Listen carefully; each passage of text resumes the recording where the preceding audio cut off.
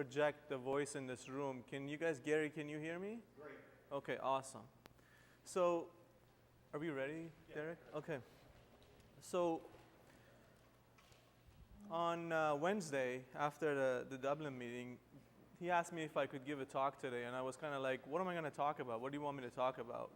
And I thought we'd talk about strategy today, about marketing strategy, because I think everybody can use it at various capacities. You know, you might have a different way of approaching it, whereas you may have a different based on your skill sets and what it is that you have to offer. So what I'm going to take you through is a number of steps that I feel like they're essential. My expertise is online marketing, but I think this kind of can apply to other types of, you know, if you're doing offline marketing, it also applies. But I want to tell you a story before we get into all that. Is that okay? Do I have your permission to entertain you for a little bit? Yeah, sure. One of my passions is martial arts. So this story is actually about martial arts. So there's this martial artist that goes to a new master and is trying to learn new strategies, new techniques. This old wise master looks at him and he looks at him and he goes, "What's wrong with your leg?" He goes, "Nothing." The student says, "Nothing." He goes, "But do that thing again, do the technique again." He does it and it's almost like he's not using this leg at all. So he goes, "What's going on with you? What's your story?" He says, "I have no idea. This is not, you know, I've never been told that before." So the master decides to help this student, starts to dig a little deeper, dig a little deeper. He goes to the old dojo, which is the place of training for martial artists. He goes to this person's old dojo, sits there to observe. After a while, and he notices that a lot of these students have the same thing going on, very similar things going on. It's baffling for him, even more than it was before. So he's sitting there watching, and comes out the master of that dojo, and he's got a club foot with a cane. So he's walking around like this. So what happened, basically, is that all these students followed exactly the way the teacher did this, right? So they all stopped using this leg, okay? It's a true story, by the way. So there's two reasons I told you that story. One is because I like it. Personally, I like that story. The other reason is this is exactly why people do in their marketing. They take a cookie cutter thing and they just apply it over and over and over again. So they'll take a class on Twitter, for example, and they'll tell them, once a day tweet something. And they'll do it. They'll do it to the T. They'll do that exactly right, but they don't get any results. They're told to do link building for their search engine optimization. They'll do that. Not only will they not get results, they get into deep waters with Google. Okay, so if I'm saying terms that you don't understand, don't worry about it. That's not the purpose of this thing, right? So our intention today is when we walk away from this talk, when I'm done with this talk, even if you have no clue about marketing, you will have a bit of a blueprint to follow to be able to make your own marketing strategy. This is not, you know, I have like 20 minutes, 15, 20 minutes here. This is not meant to, you know, teach you everything there is about marketing strategy so you can go home and put it all together. But it is meant to give you enough of an idea to know not to necessarily go follow other people just because they said something. There are multiple pieces of puzzle that have to come together for your marketing strategy, specifically online, to work well and get you results. So I want to start at step one. And I think this is a fundamental step not only to marketing, but also to a business model, to any business model that you launch from scratch, or if you get into it and you try to refine that and make yourself a better businessman, whether it's in sales, marketing, or even fulfilling your customer service and your orders. And that's understanding your clients. I did a workshop on this, and it's like, I don't know how many of you guys may have been on that. I did a webinar on it, and we went into details. But briefly, what you need to know is truly understand who your customer is. Who is it that you're serving? And that you can start from a superficial level. That means, where do they live? How old they are they male or female? But that is only the surface. You got to dig deeper. The question that comes to people's minds, usually I've done this enough times to know that somebody in this audience right now is thinking, but my product is good for everybody, right? Hands up if you thought that. Don't feel bad, right? Okay, so here's the thing. Yes, I agree with you. But I don't care who you are, you don't have the budget or resources to market to the entire world. You got to pick your niche, market to them. Once you've conquered that niche in whatever, if your geography is the entire world, go after that. But once you're done with that, you can shift your resources to another market segment. So this idea that my product is for everyone is just, it's awesome from a passion perspective. That means you love what it is you're selling. But when it comes to marketing, it sucks. You got to get it out of your head, right? And so that's number one. The second thing is, well, how do I know more about my prospect other than the basics that we mentioned? You gotta take off your business hat and put on your customer hat on, right? Put a hat on that. So basically, you're trying to get into the mindset, get into the emotions of who your client is. What are their pains? What motivates them? What are their inspirations? What are the problems you can solve for them? So I just wanted to give you guys a direction to think about that. There's a lot of very good books written on that. There's a lot of very good workshops that are on that as well.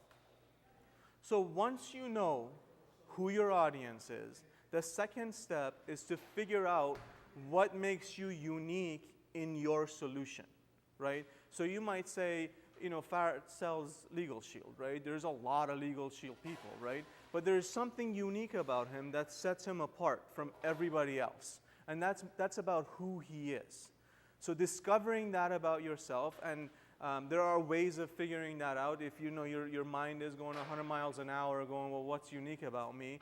Think about it. Think about the things that your clients have told you. Think about throughout your life, you've heard over and over again about certain qualities about you that sets you apart from different people. That's called a unique selling proposition, okay? So what is it that's different about you that your competition in the marketplace does not have? I personally do not believe there is competition. You are unique in the product that you're selling because it's you. The thing that you sell, if I'm selling this thing, this is just a tool.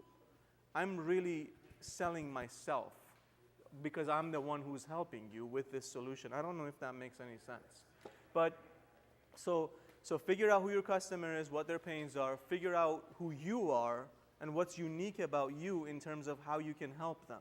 Once you've done that, it's almost like a light bulb goes off, right? If you start writing this stuff down, there's things that pops out of this page that you may have never seen before. Another tool for you to figure out what it is that makes you unique is do a survey of your current customers. Send them a survey and come up with some questions that are descriptive enough that would give you some feedback about what they think of you. It's all about perspective, right? So there may be something you don't know about yourself. And guess what? If you did that, if you've been in business long enough and you've done a good job, you'll also get a lot of very good testimonies that you can use on your website, online, and anywhere you want to do that, right? So we've got our customer, we know who it is, we know what's special about us.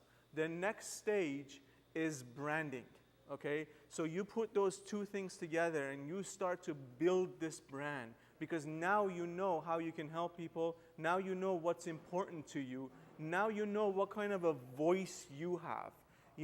What are the significant things in your business that stand out when you want to introduce yourself? What are some of those values that you stand for? You use those in conjunction with the other two things that we just discussed, and your brand sort of pops out. Once you have your brand, from there, it's like a blueprint for everything else. Your messaging, if it's online, like a copy you use on your website, the 45-second to a minute,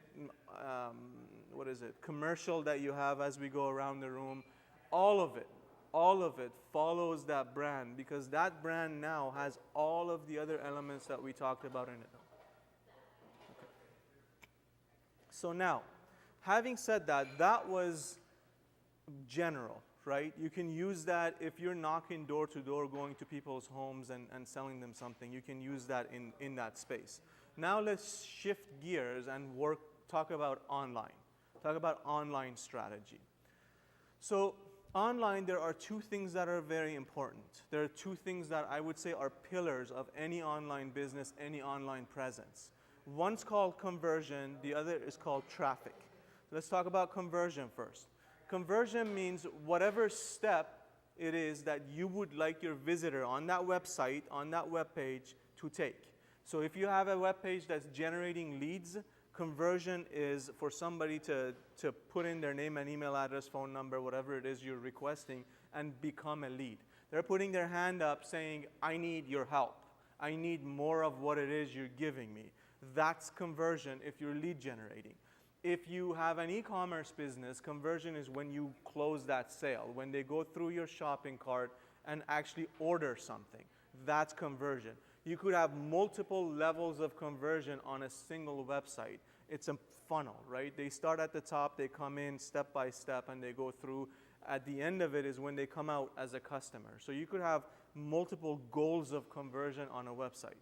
So when we talk about conversion, the reason that's important is when you look at your numbers, when you look at what's happening on your website, then you can go, okay, if I change this image, if I change the copy of this page, if I change the colors that are on my website, how does that affect my conversion? That's why it's important. Now let's say we have a website that's converting very well. We've done our work. We're at a point where we're going, okay, this is good. We can move on. What's the next step? Well, nobody knows about it, right? You build a website, you put it up there, nobody's going to it because you're not promoting it, right? So the second step is traffic, and that just means getting people to that website, to that web page, in order for the conversion to happen. So everything else that you hear, whether it's social media, SEO, pay-per-click advertising, video marketing, all of these things are elements of driving traffic to your website. There is also partnership tools for doing that. It's called affiliate marketing. When you get others to promote your website and they send you traffic with whatever means that they have. So traffic is really where people get very confused, because conversion, you can hire somebody and pay them a one-time thing and they'll put something nice together for you. Although as a marketer, my advice is even when you've done that, you got to keep looking at your numbers and making that better and better as you go along. But so traffic. Traffic is confusing because of what I mentioned at the beginning of this talk. We hear things and we go, okay, if I do this, I'm going to get results. So we go through a certain activity that somebody else went through and had results. We don't end up with any results. It's very disappointing. Usually people throw up their arms and say, this online thing doesn't work. I'm just going to go back to my bread and butter and the stuff that I know works, right? Well, the reason it's not working because you don't have a strategy. You're taking one piece of the puzzle. Even if you're doing it right, it's not tying everything together. So your strategy comes from knowing what kind of people you want, like we talked about, and what it is that they want to do on your website. So you target that audience and you get the right message in front of them that attracts them to follow through, to click through whatever it is you're putting out there and end up on your website. Okay? Let's talk about SEO for a minute, and then I'll shift gears and go to social media before my time's up here. SEO, warning, red flag. If somebody's trying to tell you SEO and they start talking about search engine optimization and they start talking about I'm going to build you this many backlinks and I'm going to do this many articles a month, your red flags should go up because that will destroy your business. I don't care how good they are. Google, that is a signal that people are trying to manipulate Google's algorithm, and I can assure you Google's engineers are smarter than the person that's sitting outside. Plus, they don't show you their cards. You don't know what they're doing. Even if you're as smart as they are, you do not know what it is they're doing in the background. So they'll beat you at that game eventually, right? And it's not good marketing, okay? It's just not good marketing. The reverse of that, the flip side of that coin, is what I call audience building, okay? So rather than trying to generate fake links out there, build an audience who loves you, who trusts you, and is willing to build natural links for you. What are natural links? Every time somebody retweets a content that you have, they just built you a link. If they take a public Facebook post that you have and they like it, they interact with it, they're building you links. They're giving you more value towards that website. And that's what Google is really measuring, okay? Done with SEO. Let's move on. Social media is very hot. From experience, it works. It works very well if you know what you're doing. If you don't know what you're doing, you're spinning your wheels, you're wasting your time and money, and you're not getting anywhere. Okay, so basics about social media. It's about engagement. It's social. It's not about selling people. Okay, let me repeat that. It is not about selling people. So if you're constantly on there saying special of the month, come buy this thing, no wonder it's not working, right? It's not designed for that. So if you did the first steps properly, if you understand what makes your right client tick, what kind of help they need, then the content you're sharing is solutions to that problem.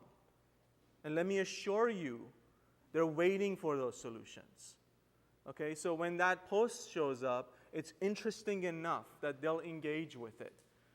If you go beyond and deliver beyond their expectations, they'll go a step further and they'll share it. And that's what you want, because then that has the opportunity of going viral. Last thing, Facebook is in the business of social media. The way they make their money, their business model, according to Mark Zuckerberg himself, is through advertising. Okay, they have a big competition called Google AdWords, and they're trying to build their advertising platform. So what's happening, a trend that we've seen over the past 6-7 months, is that your business page, the impressions it gets, the engagement it gets, so simply put, when you put a post on your business page, it's showing up less and less in people's timelines. There's a little number at the bottom of each post that says seen by this many people, right? If you take that and divide it by the number of fans that you have and multiply it by 100, it'll give you a percentage, okay? That percentage over time has been decreasing. There's a reason for that, because they want you as a business to advertise. Okay, so they're basically saying, listen, if you're a business and you're leveraging our platform, pay us, which is fair, I think, right? And the cool thing about it is their impressions and their pay-per-click is very low comparing to Google. At least right now, it's very low.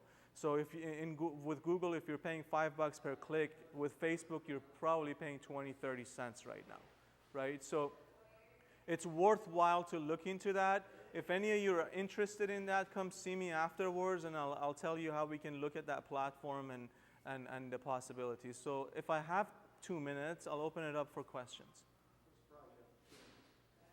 Awesome. Good timing. Yes, sir.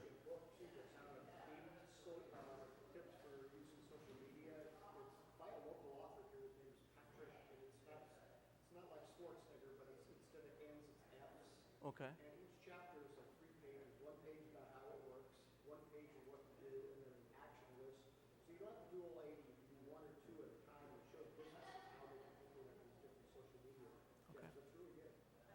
Yes. Do you have any tips for LinkedIn? Yes, absolutely. So LinkedIn is like a professional resume, right? It's about you as a person versus your business, your company, right? So first of all, set it up properly with all the keywords. Remember, we talked about your customer, and think about what would they be searching for, right? First of all, set that up. Make sure all those words are in your profile, because when they search for you, they'll find it. But here's a really cool thing you can do with LinkedIn is you can actually look for your clients, right? Remember, you identified your clientele, right? You can search within LinkedIn for those specific people. So Kathy is looking for an HR person, for example, right? She could literally go in there and look for HR people that are local, and it'll give you a list of people, right? Then what you can do is find out who is the right person in that group and reach out to them. Reach out to them and say, hey, I'm so-and-so, I'd like to connect, I'm just being but be social, right? LinkedIn, there is a little bit more room to be business-like and try to sell and build a business relationship, but think about it like if Facebook is a sports bar that we go drinking together, think of LinkedIn like a group like this. It's a business group. I'm going to wrap us on time. Jamal, thank you very so much. Appreciate As usual, it. a pleasure. That's how we've done this.